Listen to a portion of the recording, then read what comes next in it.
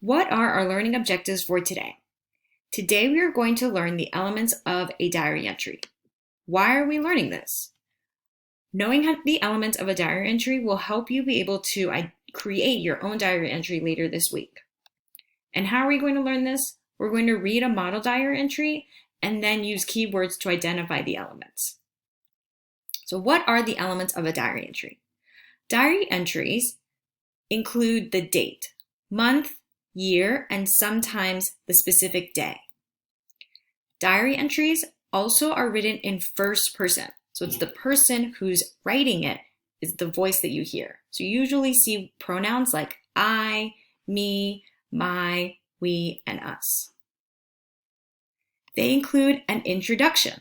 So it tells you what the diary will be about in the beginning. They include feelings about the events. Are they enjoying themselves? Did they have a good time? Were they really upset about something? So you really get to hear the feelings of the person speaking.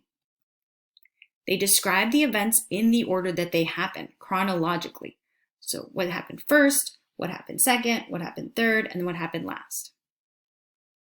And they usually include a conclusion, not just your name. So they end the diary entry in a way that summarizes or wraps up the end of their diary.